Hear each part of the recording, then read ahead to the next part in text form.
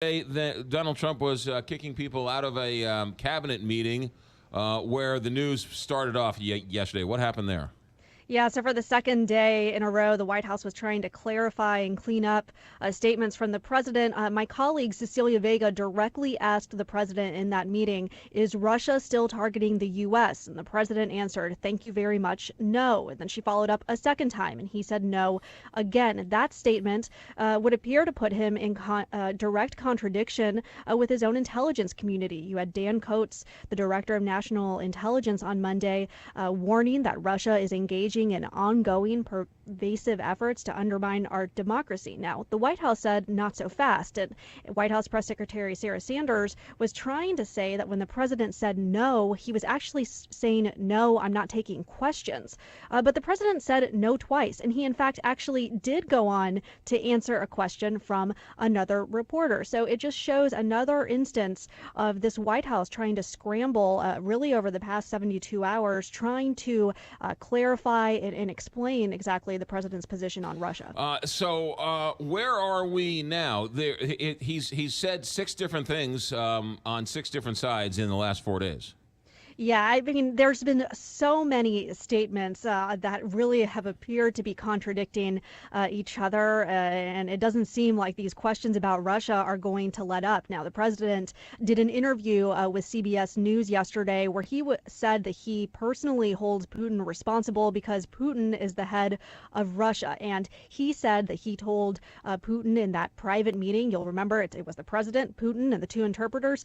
The president said he told Putin and laid down the law that there can no longer be election meddling. He said, I let him know we can't have this. We're not going to have it. And that's the way it's going to be. But you have officials within the intelligence community, including FBI Director Christopher Wray last night was saying that Russia did try to interfere in the 2016 election and that they're continuing to engage in operations to try to malign American prospects currently. All right. Also, seems like there's been a lot of pushback from Republicans and many Democrats. They want some type of official record of what was talked about in that meeting with Putin. That's right. And Democrats on the Hill are pushing for the interpreter, the U.S. interpreter who was in that meeting to testify before Congress. The White House was asked about that yesterday, and they punted to the State Department saying that that would be up to them. It's unclear if any committees would actually call her to testify, but there are Democrats who are saying that she needs to come and answer questions since she was the only American witness aside from the president to what went down in that room. Do we know, is there any tape? Did the Russians tape it? Did we tape it? Will there be any record of this anywhere for history's sake? So the White House was asked yesterday if they recorded this meeting, and they didn't exactly answer that. We don't know what happened on the Russian side. There may have been some notes that had been taken down by that interpreter, but it's unclear whether that'll ever get released. I think that the history books would surely like to know at some point what happened in that meeting. Yeah, are we ever going to get? Has the White House really? It was a 2-hour meeting. Do we even have they put out an outline of what was talked about? No, the White House hasn't described exactly what was discussed. Now, next week, Secretary of State Mike Pompeo is going to go up to Capitol Hill to testify before the Senate Foreign Relations Committee, a meeting that was originally supposed to be about the president's summit with Kim Jong-un. But now he's also going to be facing questions about that summit with Vladimir Putin and what exactly was discussed. I can only imagine. What's on the docket for today?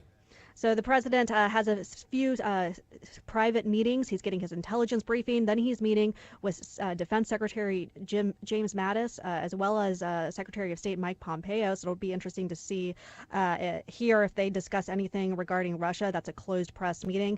And then he'll be holding an event later this afternoon where he'll be introducing an executive order relating to the American workforce. Any chance that NATO is going to be in that conversation today? Because it seems like they've rattled the cage of NATO again with his Montenegro comments on Fox News.